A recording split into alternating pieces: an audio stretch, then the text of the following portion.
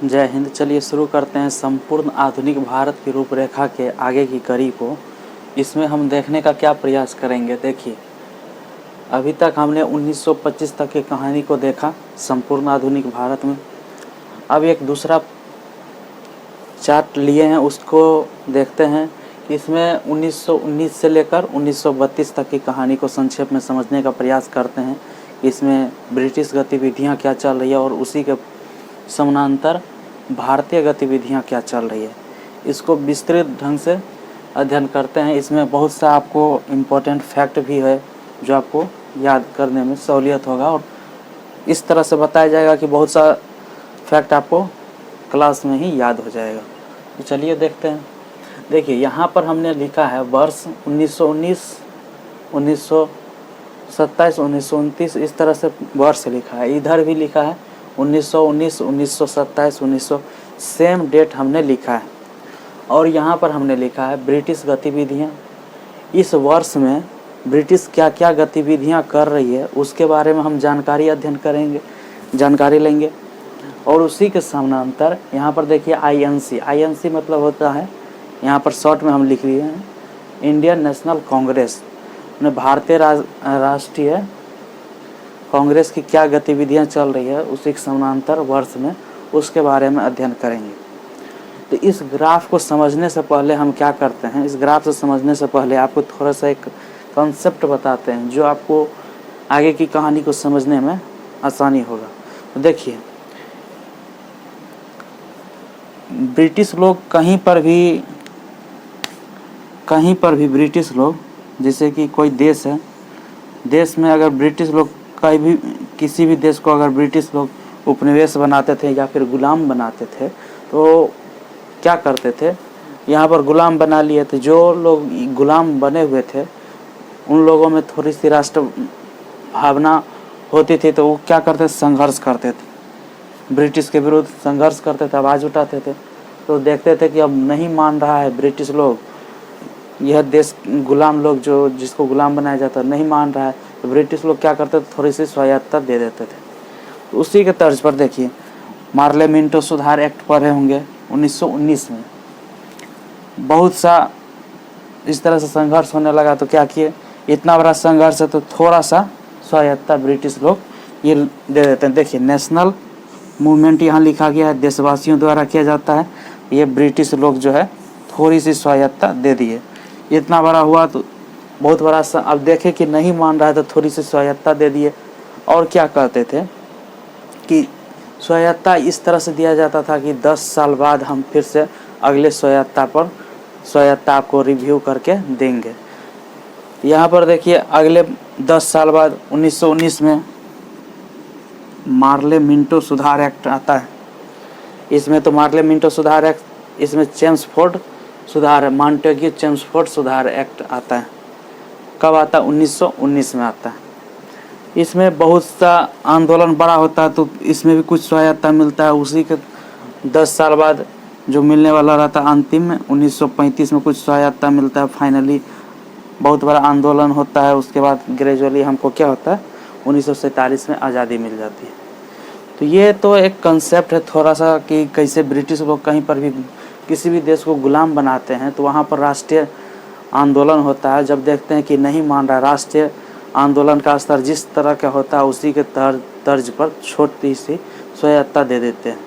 अगर राष्ट्रीय आंदोलन धीरे धीरे क्या होता है, मजबूत होता है, और मजबूत होते होते वो बड़ा स्तर धारण करता है, तो उसी के तहत स्वायत्तता ब्रिटिश सरकार देती है। उसके बाद एक शब्द यहाँ पर हमने लिखा है Swaraj, home rule, dominion status, पूर्ण स्वराज और संप्रभुता। इसका पहले अर्थ समझ लेते हैं, इस शब्द का अर्थ क्या है, वास्तविक अर्थ क्या है, उसके बाद हम इस चार्ट पर आएंगे। तो देखिए, पहला है हमारा स्वराज। स्वराज का अर्थ क्या होगा, स्व मतलब होता है अपना और राज मतलब होता है शासन, अपना शासन। और यहाँ पर देखिए होम रूल, अपना, जैसे होम मतलब क्या होगा, घर हो जाएगा, रूल मतलब शासन हो जाएगा, तो अपना शासन हो जाएगा, घर का शासन हो जाएगा। डोमिनियन स्टेटस, तो कुल मिला के इसका मतलब स्वराज है। स्वराज का मतलब होता है अपना राज मतलब जैसे कि एक कोई प्रदेश है उसमें आप सरकार बना सकते हैं। स्वराज में क्या होता है कि अपना सरकार बनाइए, आंतरिक मामले में आपको निर्णय लेने की स्वतंत्रता रहेगी, परंतु जब बाह्य मामले, जब विदेश संबंध वगैरह हो, पूरे देश की बात होता है कि किसके साथ संबंध बेहतर रखना है, क्या डिसीजन लेना है, अंतर्राष्ट्रीय स्तर की जब बात आती है तब वहाँ पर आपका उतना अधिकार नहीं रहता है स्वराज में और होम स्टेट डोमिनियन स्टेटस बोलिए चाहे होम रूल में। परंतु अगर जब पूर्ण स्वराज की बात जब कहते हैं, पूर्ण स्वराज शब्द से ही मतलब स्पष्ट है। पूर्ण मतलब पूरी तरह आज़ादी। स्वराज तो चाहिए, अपना घर में जो शासन है उसको, वो शासन तो चाहिए, मगर पूर्ण मतलब पूरी तरह आज़ादी चाहिए। तो पूरी तरह आज़ादी का मतलब है इसमें ना केवल हम आंतरिक मामलों में डिसीजन ले सकते हैं, जब बल्कि बाह्य मामलों में भी हमें बिना किसी हस्तक्षेप के जब डिसीजन लेने लगते हैं कि किस देश के साथ हमारा संबंध कैसा रहेगा, किसके साथ अच्छा रहेगा, किसके साथ हमारे संबंध में थोड़ा सा एग्रेसिव आक्रामक रहेगा, इस तरह के जो भी रणनीति हम अपनाते हैं, अगर उसका रणनीति अपनाने का जो डिसीजन अगर खुद से हम लेने लगते हैं तब हम कहते हैं कि हम अपने देश में पूर्ण स्वराज की स्थापना कर ली। पूर्ण स्वराज में ही एक शब्द होता है संप्रभुता। संप्रभुता मतलब जब हम आंतरिक और बाह्य मामलों का डिसीजन जो है, निर्णय बिना किसी बाह्य दबाव में लेते हैं, तब उसे कहते हैं संप्रभुता। तो इन शब्दों का अर्थ आपको थोड़ा सा आइडिया लग गया होगा। स्वराज का मतलब हमने अभी क्या बताया, स्वराज का मतलब बताया कि प्रदेश में अपना राज तो होगा। आंतरिक मामलों में हम डिसीजन ले सकते हैं, मगर परंतु बाह्य मामलों में निर्णय नहीं ले सकते हैं।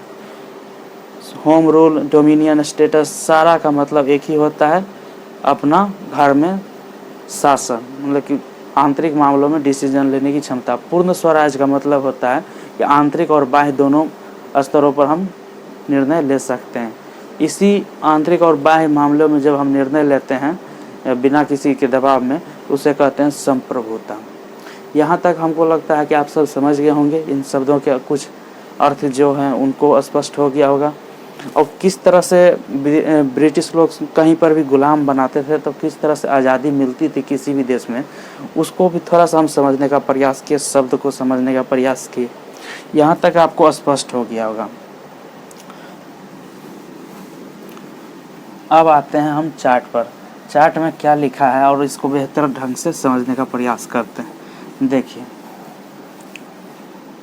यहाँ पर हमने लिखा है ब्रिटिश गतिविधियाँ, यहाँ पर हमने लिखा आईएनसी गतिविधियाँ। आईएनसी मतलब होता है नेशनल इंडियन नेशनल कांग्रेस, भारतीय राष्ट्रीय कांग्रेस।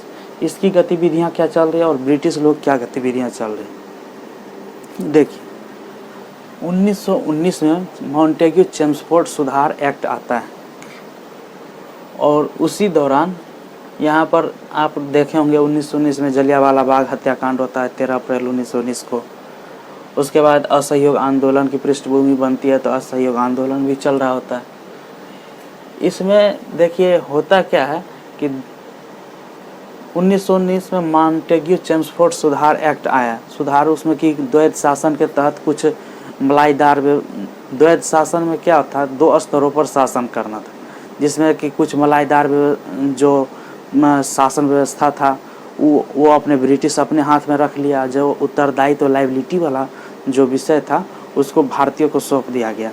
और उन्होंने कहा, ब्रिटिश लोग जो स्वायत्ता दिए संघर्ष के बाद, उन्होंने कहा कि जो हम आपको स्वायत्ता दे रहे हैं, भारतीयों को दे रहे हैं, भारतीयों से कहा कि तुम्हें ये जो स्वायत्ता हम दे रहे हैं इसको 10 साल बाद अब फिर अगली स्वायत्ता हम तुम्हें देंगे, फिर बीच में कहीं दिखना मत। ये नहीं कि फिर से आगे कभी भी मांगने के लिए नहीं, 10 साल बाद हम स्वायत्ता तुमको देंगे। और ऐसा ही नहीं कि हम फिर से तुम्हें स्वायत्ता दे देंगे, जो हमने स्वायत्ता तुमको दी है उस पर तुमने बढ़िया से काम किया है या नहीं, उस पर हम रिव्यू करेंगे। इस तरह से ब्रिटिश लोग बोले भारतीयों को, बोले कि ठीक, ये जो स्वायत्ता हम अभी आपको दे रहे हैं, इस स्वायत्ता के बाद 10 साल बाद ही अगला स्वायत्ता मिलेगा आपको। वो भी स्वायत्ता हम तब देंगे जब जो हमने आपको स्वायत्ता दी है उसका रिव्यू करेंगे, पुनरीक्षण करेंगे, उसके बाद हम अगली स्वायत्ता की बात करेंगे। तो इसी बीच देखिए एक चीज़ आप समझते होंगे, जैसे कि भारत में पॉलिटिक्स होता है, अन्य देशों में भी पॉलिटिक्स होता है, राजनीति जिसको बोलते हैं, अन्य देशों में भी राजनीति होता है। तो ब्रिटिश गवर्नमेंट, ब्रिटिश सरकार में, ब्रिटेन में होने वाला था चुनाव कब होने वाला था? 1929 में। तो जो वहाँ की सरकार थी उन्होंने सोचा कि जो भारतीयों को सहायता देना है, लेना है, अपने कार्यकाल में ही पूरा कर लेते हैं। ऐसा क्यों उन्होंने सोचा? ऐसा इसलिए सोचा उन्होंने कि थोड़ी सी सिंपैथी हमें भारतीयों की तरफ से मिल जाएगी। इन्होंने क्या किया, जो हमें अगली सुधार रिफॉर्म मिलने वाला था 10 साल बाद, वो क्या हुआ, 2 साल पहले ही एक कमीशन की गठन कर दिया गया ब्रिटिश सरकार द्वारा। क्यों किया गया? आप इस बात को समझ पा रहे होंगे।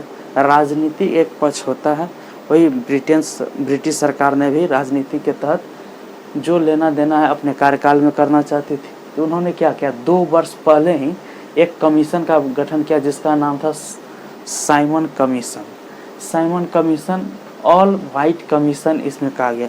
इसमें सारे जो थे अधिकारी, जो इसलिए कमीशन बना था कि जो हम रिफॉर्म अगला देंगे, जो हमने पहले दिया है उसको पुनः जांच करेंगे और अगला रिफॉर्म देंगे। और साइमन कमीशन का गठन हो जाता है। कब होता है? 1927 में मिलने वाला था रिफॉर्म 10 साल बाद। 1919 में 10 जोड़िएगा 1929 होगा। मगर रिफॉर्म क्या हो रहा है? 2 वर्ष पहले ही कमीशन का गठन हो रहा है और रिफॉर्म देने की बात कही जा रही है।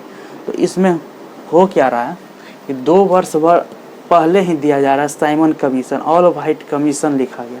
इसमें सारे के सारे जो थे लोग ब्रिटिश अधिकारी थे। इसमें इस बात को लेकर भारत में भारतीयों द्वारा विरोध चालू हो गया। देखिए यहाँ पर क्या हो रहा था, भारत में 1919 में जलियांवाला बाग कांड के बाद असहयोग आंदोलन हुआ और 2 वर्षों के बाद गांधी जी असहयोग आंदोलन को वापस ले लेते हैं। उसके बाद क्या होता है, राष्ट्रीय आंदोलन का निष्क्रिय चरण प्रारंभ हो जाता है। उसी के पैरेलल देखिए ये ब्रिटिश गतिविधियां चल रही है, ब्रिटिश लोग क्या कर रहे हैं यहाँ तक, उसी के पैरेलल अब हम देखते हैं भारतीय लोग क्या कर रहा है। राष्ट्रीय आंदोलन एकदम ठंडा पड़ा हुआ था, एकदम शांत पड़ा, निष्क्रिय चरण चल रहा होता है। जब ये कमीशन यहाँ पर ब्रिटेन में बनता है, इस बात की जानकारी जब भारतीयों को लगती है कि जो कमीशन भारत के भविष्य का निर्णय लेने वाली है, क्या स्वायत्ता भविष्य में भारतीयों को दी जाएगी, उस रिव्यू में इन्होंने भारतीयों ने कहा कि ऐसा क्या समझ लिया, मैंने इस तरह से क्या गलती हुआ कि पूरे कमीशन में जो रिव्यू करेगी, भारत के भविष्य को फैसला करेगी, उसमें एक भी भारतीय रखने का फैसला तुमने नहीं किया। एक भी भारतीय नहीं था इस कमीशन में, जांच करने के कमीशन में। केवल ऑल वाइट कमीशन, मतलब सारे ब्रिटिश अधिकारी ही थे।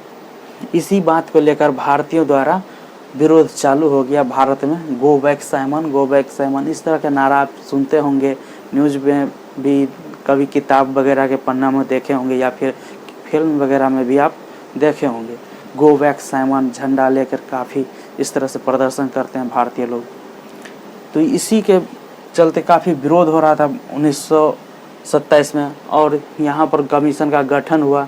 देखिए इसी विरोध में क्या होता है, लाला लाजपत राय की मृत्यु हो जाती है सैंडर्स की पिटाई के कारण। तो ये भी एक, लाला लाजपत राय की मृत्यु कब होती है, इसी विरोध में मृत्यु हो जाती है लाला लाजपत राय की। तो देखिए साइमन कमीशन 1927 में यहाँ पर ब्रिटेन में बनता है। जब भारत के आएगा रिव्यू करने के लिए, भारत में रिव्यू करने के लिए आएगी। जबकि यहाँ पर जो है देखिए भारतीयों द्वारा विरोध चालू जो हो रहा है 1927 में Simon commission, all white commission British में बन जाता है। देखिए इसका गठन 1927 में हुआ था, जबकि भारत में रिव्यू के लिए, भारत में जब इधर विरोध चल रहा है भारत में कि गो बैक साइमन, इस तरह के नारा लग रहे हैं, साइमन वापस जाओ। जब भारत में आता है 1928 में, ये भारत में आते हैं, इस कमीशन जो है 1928 में भारत आता है। 2 वर्ष देखिए यहाँ पर क्या हो रहा है, रिफॉर्म, अगला रिफॉर्म 10 वर्ष पहले मिलने वाला था, मगर ब्रिटिश लोग अपने राजनीति के कारण, ब्रिटिश सरकार 2 वर्ष पहले ही कमीशन का गठन कर देते हैं। क्यों गठन करते हैं कि भारत के अगले रिफॉर्म क्या दिया जाएगा, इसके रिव्यू के लिए सब कमीशन का गठन होता है। उसके बाद भारतीयों द्वारा विरोध चालू हो जाता है, क्योंकि इसमें कोई भी भारतीयों को शामिल नहीं किया गया था। इधर विरोध चल रहा होता है, इधर ये अपना काम कर रहे होते हैं। तो भारतीय के विरोध बढ़ता क्या होता है, इस दौरान कांग्रेस का अधिवेशन भी चल रहा था। आईएनसी का लाहौर अधिवेशन, देखिए आईएनसी इंडियन नेशनल कांग्रेस का अधिवेशन चल रहा होता है। तो देखिए एक चीज़, कॉमन चीज़ आप जानते होंगे, या फिर ये चीज़ आपको भी पता होगा, अगर युवा आदमी, देखिए एक बुजुर्ग आदमी जो है, बुजुर्ग आदमी किस तरह से बात करते हैं, शांत तरह से, ऐसा है वैसा है वैसा है ऐसा, ये राजनीतिक में इस तरह से बात करते हैं। वही जब राजनीतिक में एक युवा पीढ़ी जब आते हैं, युवा पीढ़ी, तो माइक ले लेते हैं, तो माइक मिल जाता है, तो मौका मिलता है, तो क्या उनको जो भी गलत दिख रहा होता है उनको तुरंत बदलने का प्रयास करते हैं। या फिर जैसे माइक मिल गया तो तोड़ दूंगा फोड़ दूंगा, मतलब कुछ क्रांति की तरह बात करते हैं, क्रांति चाहिए, तुरंत बदलाव। तो इस बीच देखिए कांग्रेस की जब 1985 में कांग्रेस का स्थापना हुआ था, उस समय से लेकर अब तक कांग्रेस में जो था 1930 1927 के बीच, इतने वर्षों के बाद कांग्रेस में जो पुराने बुजुर्ग बूढ़े लोग थे वो सब इस कांग्रेस में नहीं रहे। सब का या तो कोई स्वर्गवास हो गए, या फिर कोई बुजुर्ग के कारण इस कांग्रेस से रिटायरमेंट ले लिए। जबकि इसमें जो अब जो था, कांग्रेस पूरी तरह से फ्रेश हो चुका था, युवा पीढ़ी इसमें काफ़ी आ चुके थे। जो बुजुर्ग लोग थे वो नहीं रहे, या फिर उन्होंने कांग्रेस में अपना योगदान ना देने के कारण कांग्रेस में शामिल नहीं थे। और जो भी था, कांग्रेस पूरे तरह से फ्रेश युवाओं से भरे हुए थे। तो उसी युवाओं में से जब एक युवा को माइक मिल गया, और वो युवा थे जवाहरलाल नेहरू।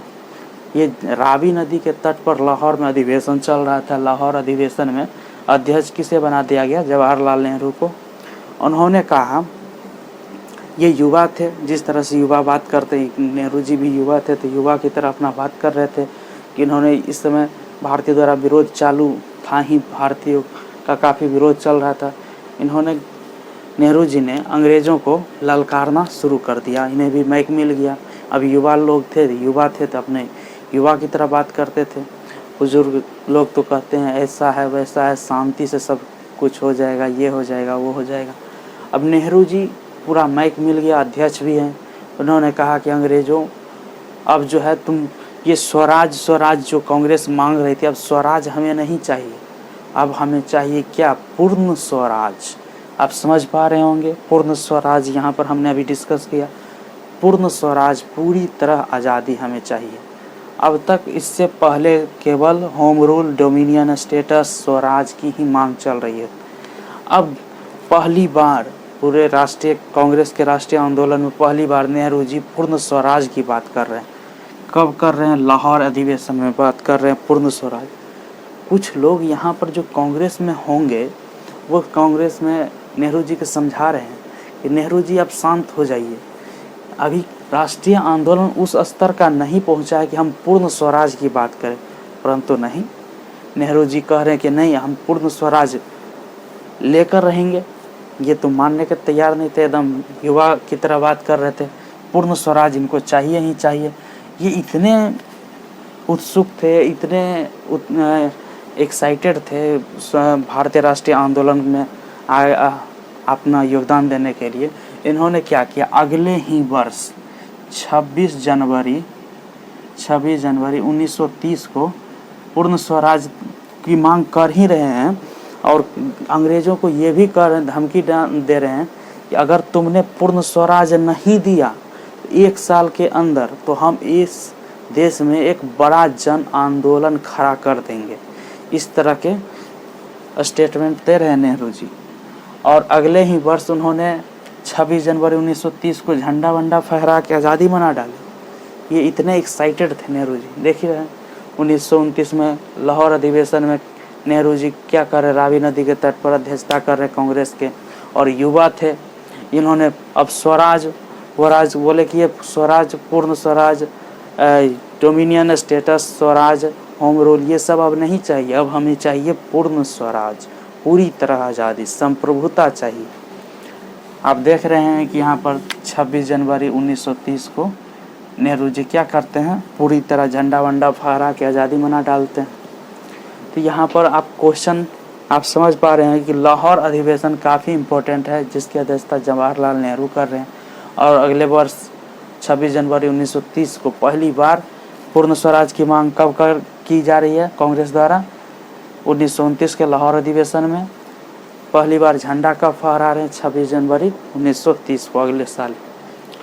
ये इधर चल रहा होता है, ये यहाँ पर देखिए, यहाँ तक 1929 में क्या हो रहा है, इधर कांग्रेस भारतीय द्वारा विरोध चालू हो रहा है, ये अध्यक्षता चल रहा है, ये अपना चल रहा है। तो इधर क्या है, ब्रिटिश गतिविधियों में ये साइमन कमीशन जो बना था, ये 1928 में आया, अपना रिव्यू वगैरह किया। 1929 में देखा होगा इनको कोई विरोध से उतना खास अथी नहीं, मतलब नहीं था, ये अपना रिव्यू वगैरह करके फिर वापस ब्रिटेन चला गया। और ब्रिटेन जाकर उन्होंने क्या कहा ब्रिटिश सरकार से, ये कमीशन में जो साइमन कमीशन था, इन्होंने कहा ब्रिटिश सरकार को कि देखिए, जो आप अगला रिव्यू, जो आप अपना अगला स्वायत्तता भारतीयों को देना चाहते हैं, उसके लिए क्या कीजिए, सारे प्रतिनिधियों को भारत से बुला लीजिए, ब्रिटेन, और सारे प्रतिनिधियों से बातचीत कर लीजिए, और जो देना है लेना है सब चीज़ वहाँ पर बात करने के बाद, डिस्कशन करने के बाद, और जो रिपोर्ट है उनके तर्ज पर और प्रतिनिधियों के बातचीत और उनके सुझाव सलाह के आधार पर जो भी आपको डिसीजन लेना है, सभी को बुलाकर आप डिसीजन ले लीजिए, जो देना है उसके बाद दे दीजिए। तो इस बात को लेकर ब्रिटिश सरकार ने कहा ठीक है, तो इसके लिए क्या करते हैं, उन्होंने सुझाव दिया कि एक बड़ा सा गोल्ड मेज बनवा लीजिए, उसमें चारों सभी प्रतिनिधियों को बुलाकर बैठा कर बातचीत कर लीजिए, जो रिव्यू देना है आप दे दीजिए, जो आपको स्वायत्तता देना है वो दे दीजिए। तो उन्होंने 1930 में क्या किया, ये देखिए, फर्स्ट आरटीसी मतलब क्या होता है, इसको पहले समझ लीजिए। आरटीसी का मतलब है, देखिए, आरटीसी राउंड टेबल कॉन्फ्रेंस, सम्मेलन बुलाया गया, राउंड टेबल। इसमें क्या क्या गया था, साइमन कमीशन बड़ा सा गोल मेज बना लीजिए, सभी प्रतिनिधियों को बराबर से चारों तरफ बैठा कर बातचीत कर लीजिए, और जो भी आपको अगली स्वायत्तता देना है वो आप दे दीजिए।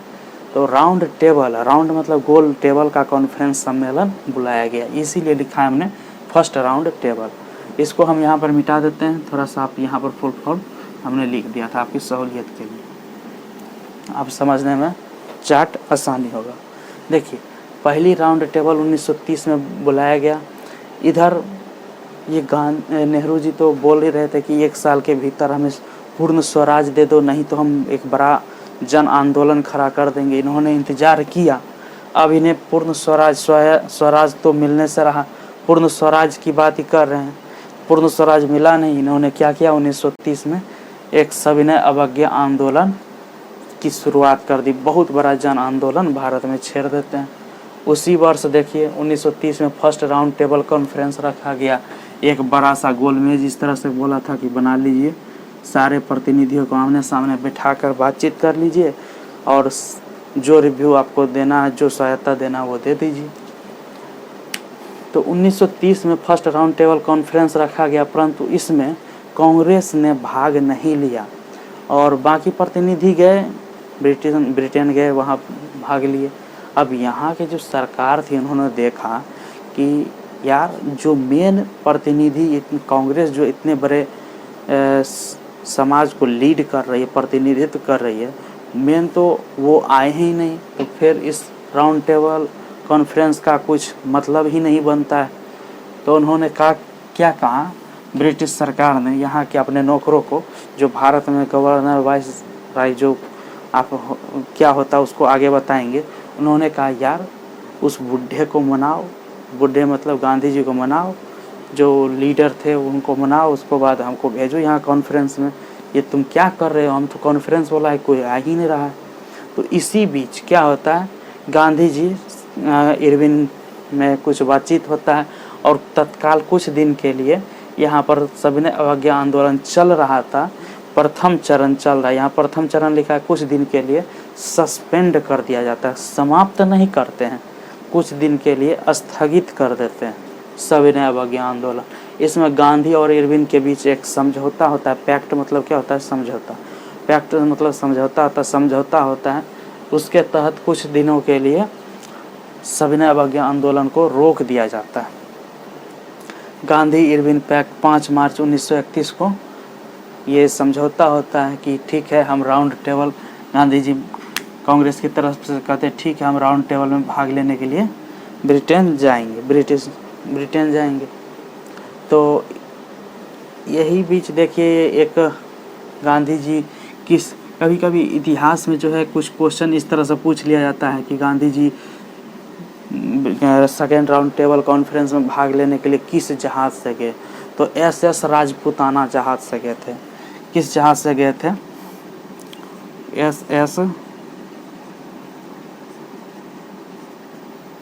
SS राजपूताना जहाज। कभी कभी इस तरह से क्वेश्चन पूछ लिया जाता है, इसका कोई रेलिवेंट है नहीं, फिर भी कभी क्वेश्चन पूछ लिया जाता है तो हमने आपको बता दिया। ऐसा इसका कोई लॉजिक नहीं बनता है। देखिए, Gandhi ji second round table conference में भाग लेने के लिए चले जाते हैं गांधी इरविन पैक्ट के तहत। अब इसी बीच देखिए, भगत सिंह को क्या था? फांसी होने वाला 23 मार्च 1931 को, और INC का कराची अधिवेशन अगले 29 मार्च 1931 को। इसी बीच कांग्रेस का अधिवेशन भी हुआ, कराची अधिवेशन। यहाँ पर एक डिबेट चलते रहता है कि गांधी जी अगर चाहते तो भगत सिंह को फांसी होने से बचा लेते, अगर गांधी जी अड़ जाते। देखिए, ये एक डिस्प्यूट है, ये विवाद से हम बचना चाहेंगे। और इस तरह के कभी क्वेश्चन आपको एग्ज़ाम में नहीं पूछेगा कि बताइए गांधी जी ने क्यों नहीं भगत सिंह को फांसी से बचाया। ये इस तरह के डिस्प्यूट से आपको क्वेश्चन नहीं बनेगा। जो आपको रेलिवेंट है उसको हम बताने का प्रयास करेंगे। इस तरह के विवाद से हम बचने का प्रयास करते हैं, इसमें हमारी कोई राय नहीं है। तो आगे देखते हैं। ये आप डेट इम्पोर्टेंट है कि भगत सिंह को फांसी कब हुई थी? 23 मार्च 1931 को। ये डेट कभी कभी एग्जाम में पूछा जाता है तो ये आप याद रख सकते हैं। देखिए, गांधी इरविन पैक्ट होता है, समझौता होता है, और Gandhi ji second round table में भाग लेने के लिए कहाँ जाते हैं? ब्रिटेन जाते हैं, और कांग्रेस की तरफ से प्रतिनिधित्व करते हैं, और भी इनके साथ जाते हैं। देखिए, यहाँ पर जब जाते हैं Gandhi ji round table conference में, इन्होंने देखा क्या? सबको इन्होंने पृथक निर्वाचक मंडल देने की बात कर रहे हैं। गांधी जी को ये काफ़ी नागवार गुजरा, काफ़ी बुरा लगा गांधी जी को इस बात को लेकर कि उन्होंने कर क्या रहे थे ब्रिटिश लोग यहाँ पर, कि मुस्लिम लीग को कह रहे कि तुम भी आज़ादी के लिए मांग करो, कांग्रेस के लिए कह रहे तुम भी आज़ादी के लिए मांग करो, दलित के कह रहे हैं कि तुम भी आज़ादी के लिए मांग करो। इससे क्या हो रहा है कि विभाजित कर कर के तुम आज़ाद होने के लिए हमसे मांग करो। और ये लोग और जो बैठे हुए थे पहले से, वो उसी तरह की एक्टिविटी कर रहे थे। गांधी जी जब ये देखे इस तरह से, गांधी जी को काफ़ी निराशा हुआ। ये क्या रहे अंग्रेज कि भारत में जो एक राष्ट्र के तहत सभी लोग एकजुट हो रहे थे, उसको तोड़ने का प्रयास कर रहे थे। गांधी जी इस बात को देखकर वहाँ से लौट आते हैं। अगले वर्ष 1932 में लौट आते हैं, और उन्होंने जब इस तरह से भारत मीडिया जब गांधी जी से बात करते हैं लौटने के बाद, तो गांधी जी स्टेटमेंट इस तरह से देते हैं कि हमने देश की इज्जत पर बट्टा लगने नहीं दिया। इस तरह का कुछ स्टेटमेंट इस तरह से आता है।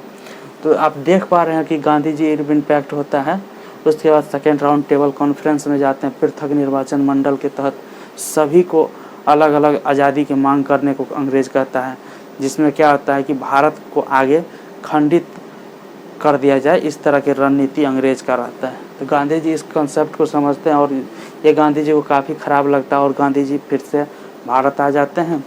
और सविनय अवज्ञा आंदोलन को जो प्रथम चरण था, थोड़े दिन के लिए रोक दिया गया था, इसे फिर से शुरुआत कर दिया जाता है।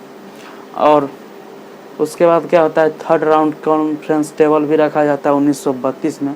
ये 1932 में क्या घटना होता है, पृथक निर्वाचक मंडल दिया जाता है दलितों को, उसके बारे में एक अलग से स्लाइड बना के हम आपको बताएंगे।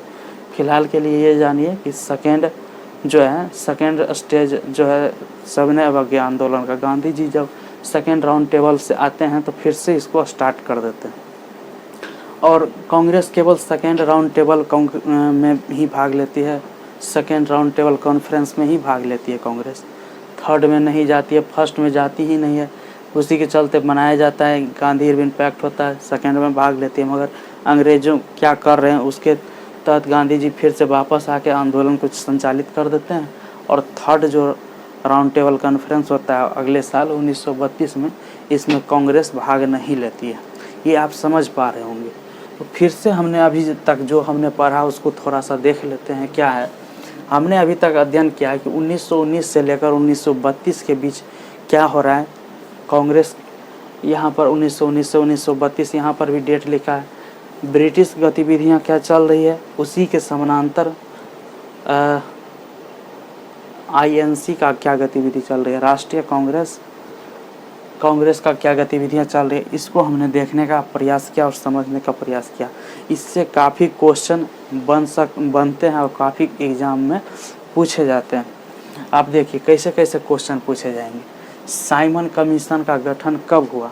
अगर आप इसको बेहतरीन ढंग से स्टडी किए हैं, क्लास लेक्चर को सुने हैं, तब आप बता पाएंगे साइमन कमीशन का गठन कब हुआ। 1927 में। आपको ये बताना है कि भारतीयों ने साइमन कमीशन का विरोध क्यों किया था कि इसमें एक भी भारतीय नहीं थे। साइमन कमीशन में जो बना था, वो जो भारत के भविष्य का निर्धारण करने वाले थे, उसमें एक भी क्या थे, भारतीय नहीं थे। इसी कारण भारतीय लोग इसका विरोध कर रहे थे।